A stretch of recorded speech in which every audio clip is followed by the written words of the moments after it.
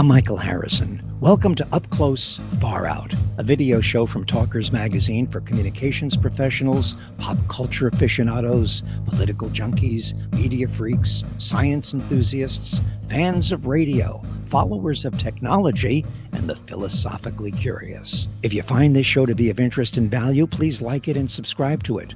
My guest on this installment is a man who's been a dominant controversial player in the media for half a century, and he's still going strong online as well as on air. Not to mention, he's one of the world's best-selling authors. Our guest is the one and only Bill O'Reilly. Let's get right into it. It's very hard to come up with categories now for the media, but you are really flourishing in this new environment. How does it feel, and what's the view from where you're standing now? Well, it's a historical view, Michael, and thanks for having me on your program, by the way. In 1996, I started the O'Reilly Factor. It was called the O'Reilly Report for the first few months on the Fox News channel, and that was groundbreaking. It was new. It was news analysis in prime time and from a traditional point of view. And I knew that was going to be successful. I designed the O'Reilly Factor at Harvard, where I was taking a master's in public administration at the Kennedy School. And I knew that the 24-hour technology was going to make news a very hot commodity. It's exactly what happened, all right? So then I was there for 20 years, and everybody knows the story about how we dominated American news television, and that the networks didn't know how to really handle it. And then the CNN and MSNBC tried to do what we did at Fox, but with middling results. When I left Fox News, I had enough, number one, and the corporation was changing. And I'm not a guy who's a go along to get along. I think everybody knows that. You know me for decades, Mike. I'm not a get along guy. I do things my way. And I said to myself, there's another big change coming in this social media. And I can barely put gasoline in my automobile. I have no technical expertise at all. But I know that this social media and the way that news would be presented in the future was going to be different. So I took 5 people with me from Fox, and we started a company right away out of BillO'Reilly.com. That was our base. That's where we still live. And we launched a daily show called the No Spin News. At the same time, I kept my radio franchise with more than 300 stations to do commentary on that. I don't do a show like Sean Hannity or Glenn Beck. I do commentary.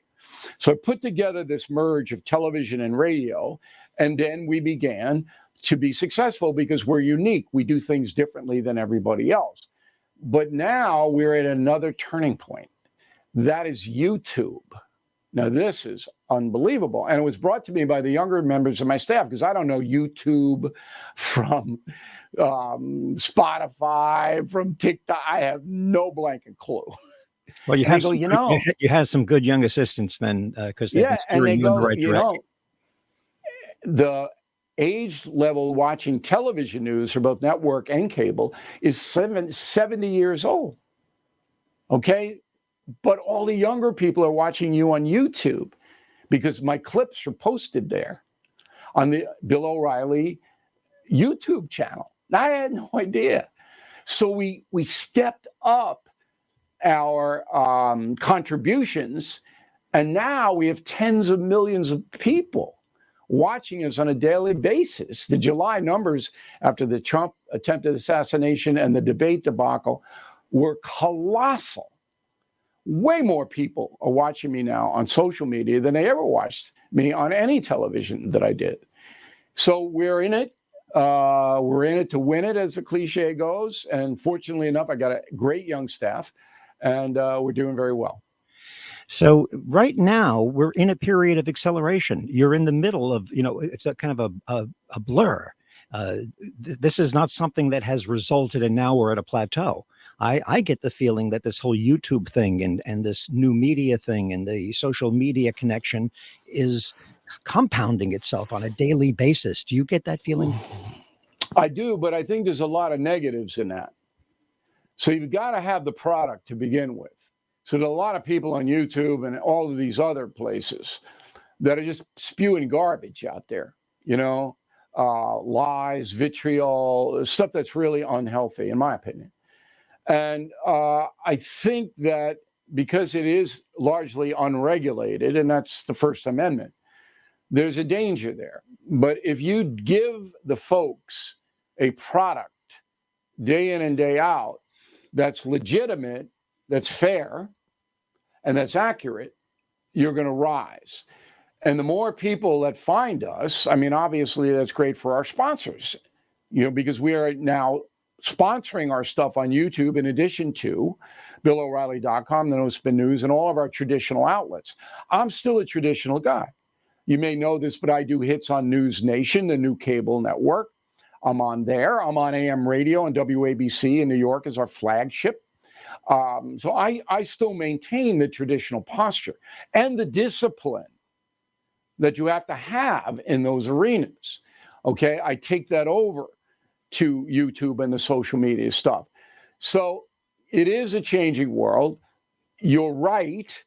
It hasn't reached its pinnacle yet. And now with this artificial intelligence coming in, guys like me in the business 50 years who really know the business, I think we're going to do really well because you're going to see a lot of AI stuff, which to me is not going to be that genuine. So the genuine people are going to prosper going forward. It's amazing how new technology is often considered to be fake or artificial intelligence. Maybe the name itself is kind of dramatic. And then as people get to use it better and get to know it better, it actually becomes an art form as well. I have high hopes that artificial intelligence is going to turn into something that's a good thing. I certainly am aware of all the dangers of it beyond just broadcasting in the arts. I mean, the potential for mind control. Actually, to jump right to it, the loss of privacy that we're all experiencing as a result of computer technology, which artificial intelligence is just sort of the next level of computer technology, the digital era. I find, and I've always been a First Amendment guy, always worried if we lose our freedom of speech, we're going to lose our freedom, our democracy, our nation, our America. But I'm starting to think that an even more vulnerable area of existence is privacy. And that I think the toothpaste is out of the tube already. Can we ever go back? People sign their privacy away every day just to be able to play in the game. What are your thoughts about that? I think I agree with you. I've got walls like crazy around my operations and my personal life. Very difficult to get directly to me in any way, shape, or form. And I tell my audience, don't give out personal information to anybody. The danger of artificial intelligence is twofold, Michael. Number one, cheating. So my son attended Oxford University last year in England. The ability of college students to get stuff off the internet and put their own name on it is now way beyond the capacity to police it. So what Oxford has done, and that's one of the finest institutions in the world, as far as college is concerned, they do one-on-one exams, verbal exams. They don't do written essays or Q&As or anything like that, multiple choice. No. You got to go into the professor. Professor sits there and asks you questions, so you got to answer. That's how advanced the cheating element is on AI. The second thing that I'm worried about is disguising yourself as someone else and doing damage to other people. All right. And nobody can find you because you're using AI to do that damage. And right now we have a chaotic justice system in America. It's totally out of control, in my opinion, both criminal and civil. You put that AI element in there to hurt somebody, it's going to be almost impossible for the authorities to police it. So those two things are very unsettling to me. And you'd agree then that whole concept is up there on at least an even level with freedom of speech. Well, you have to have freedom of speech. It's sacrosanct. But I think the authorities have got to get ahead of this now. And I don't see any of that in Washington at the Justice Department at all. And if it's not coming out of there, I don't see any of the individual states with the attorneys general doing anything about this. So it looks to me like they're not prepared. I could be wrong on this, but I'm watching it closely. Well, over the years, watching hearings in Washington and Congress, it's already apparent, or it's been apparent, that many, if not most, of the legislators don't fully understand the No, technology of the day. and And they don't care.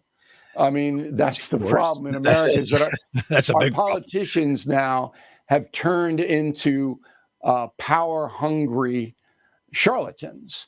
You know, I got a book out coming out September 10th, Confronting the Presidents. And you'd be very surprised how many of the presidents that we've elected were terrible people. Awful. Well, that's a frustrating, that's a conundrum, because you want to have people Yeah. of character who have the power over, Yeah. your life, your liberty, your happiness, your wealth, your health, the whole thing. And yet history has proven way back, that some of the worst scoundrels in their personal lives, really bad people, have been very effective leaders. It brings up the rhetorical question: would you rather have a terrible person who's competent in the job, or would you rather have a wonderful person who's not competent in the job that holds such power over your life and everybody you know? That's what you're talking about. Sure, Thomas Jefferson was a bad guy, but he was brilliant, and he helped every American to this day by forging things in the Constitution that protect us. Mhm. But on a personal level, this was not a sweet guy. So do you think that we're And putting too much attention on people's character, all the mudslinging and the besmirching and the gotcha and digging up stuff immediately, like a new candidate is in the mix, dig up stuff, let's find stuff on them. Has it always been that way? But I find this to be very difficult to come to terms with, because you want people with character running things. You do. It matters, but it doesn't always work. no, they're not going to get into the arena because look, I've been attacked every day, and I mean literally every day for the last 27 years, and it takes a toll. Now, I've been given God-given abilities to cope with that. But there are a lot of very fine, smart people who will never run for office because they know once they do, somebody's going to try to destroy them and their family. And it's not hard to do in this social media age. You ask the question, has it always been this way? Back to the Yeah, privacy it's always been this way. If you look, and we zero in on this in Confronting the Presidents, John Adams versus Thomas Jefferson, okay? That first race, because Washington was basically coronated, that first presidential race is as nasty as you could possibly get. So it has always been part of the American political spectrum to try to destroy your opponent, not just beat him, destroy him. And that's what we're seeing here. We've had Trump duels. and Harris. Yeah, we've had duels, literal duels. Yeah, Andrew Jackson. Yeah, so and good old Aaron Burr will live in infamy. Right. Maybe they'll even put him in a Broadway musical. You never know. I mean, these things can happen. But It could happen. your book, Confronting the Presidents, I believe you've had something like 18, something ridiculous, 18 number one bestsellers now. And I mean, we talk about you as a television and radio figure, but you are a very, very, very accomplished and influential author. And I congratulate you for that, because it ain't easy being an author in the 21st century. Confronting the Presidents, your no spin assessment of everybody from Washington to Biden. Very interesting to me. We spend so much time in our lives now, even more than baseball or football, following the blood sport of politics, all centered around the presidency. I mean, how much time each individual spends thinking about the presidency. I've never seen anything quite like it. Having written this book and done the research and knowing presidents, and even being the last time you and I did a fireside chat, we talked about a business promotion that you were involved with Donald Trump. So you got to know him pretty well, and that tour that you did with him. What is your assessment of the presidency in American life, not just politically, but culturally? Well, first of all, we are the most successful nonfiction authors in the world. So I've got 13 killing books and then 6 other books that hit the number one slot. And the reason is that when I write a book, I'm the storyteller. I make it fun to read, but everything in those books is true. We don't speculate. In assessing the presidents, there's 2 chapters that are opinion. The chapters on Trump and the chapters on Biden, okay? And the reason they're opinion is those administrations have not fully been revealed historically. So all the presidents are evaluated on factual basis up to Trump, Biden. Now, the question that you ask is what our fascination with the president? That's largely media driven, because now we don't all respect the presidents anymore. And that changed around 2003 with Bush in Iraq. Now, before that, Bill Clinton got in trouble with Lewinsky, and that hurt the office of the presidency. There's no doubt it did.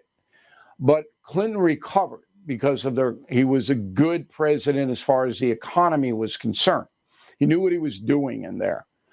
But then when Bush went into Iraq and everything blew up, pardon the pun, it became ideological because the media then divided itself into making money from either being liberal or conservative. Once that happened, all fairness disappeared from analyzing the presidency.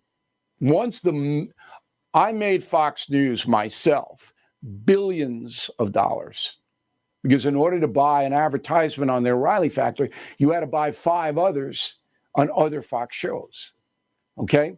And we drove a narrative based on facts. That's disappeared. All the narratives now, and not just cable, but network as well, are driven by opinion, ideological opinion. Once that happens, the president then becomes somebody who's either good or evil. You're either MAGA love Trump or he's the devil. And that is what has diminished our view of the presidency in America. Do you think this is dangerous? Does it get in the way of us ever being united? The United States, united we stand, divided we fall. Does this new view of the presidency, who's the one elected official that's supposed to represent everybody in the United States, every citizen, is there a danger to our unity? E pluribus unum, out of many comes one, is gone. Now, I'm not going to say it'll never come back, but it would take such an extraordinary individual to bring it back. A combination of Lincoln, John F. Kennedy. I don't know if that person exists, who's charismatic, who's honest, who can spell out his or her vision to help the American people. I hope that person exists, but that's what it would take. A larger-than-life figure who is willing to put him or herself on the line and be so overwhelmingly attractive to the American people that it would just dash this ideology. That's what it would take. A thing like that might also dash some of the borderlines between different media operations. We're in a time right now where the definition of channels, the definition of cable stations, radio stations, newspapers is based upon the present day political breakdown. If somebody came along that was a Democrat or a Republican or an independent and was so overwhelmingly on target, so, where it was a self-evident truth. There's a term, self-evident truths. What are those? At this point in time, it could wreak havoc on our present structure in the media business, which operates like it's always been this way. Right. Well, the media doesn't want that. So that person, when they emerge, would be attacked. Look, talk radio is a good example of this. There's nothing wrong with WABC in New York, with whom I work, okay, being kind of a conservative traditional radio station. It's not ideological. There's no dictum that you have to say whatever. In fact, the owner, John Catsimatidis, wants a variety of opinion, and he wants. So there's nothing wrong with that, all right? Leaning one way or the other, as long as you're honest about it. As long as you say, look, this is how I see it, this is why I see it that way, and you tamp down the hatred. It's the hatred that destroys the ideology. There's nothing wrong with being liberal. I have plenty of liberal friends, but I would never have a friend who's a hater. So if they're liberal and they sincerely believe that left-wing policies are beneficial to the country, I respect that. But I want them to back it up, and I don't want them to hate the opposition, and vice versa. So the problem is that it's easy to be a hater, and you can get numbers being a hater. You can get a lot of attention fast, hating, but it's wrong. And that, if I were running a news talk radio station, I would not allow hating on my station. I would allow ideology if it's well thought out and presented. WABC has an interesting situation. I've studied talk radio, obviously, as the publisher of Talkers for 35 years. I've been doing that. That just my observation is that liberals tend to be more willing to watch conservatives or listen to conservatives, even if it's for the purpose of hating them. One of the things that made Rush Limbaugh grow so strong was that a lot of liberals were listening to him and getting angry and coming back for more. Whereas we have found that conservatives are not that quick to want to spend any time listening to liberals. So it was interesting that Chad Lopez, the president of Red Apple Media, that's the company that John Catsimatidis owns, and the president of WABC, he made a remark at our recent convention, the Talkers Convention, and he said, well, in a way, WABC is a liberal station. And then everyone's going, what? And he sort of backed off, but I knew what he meant.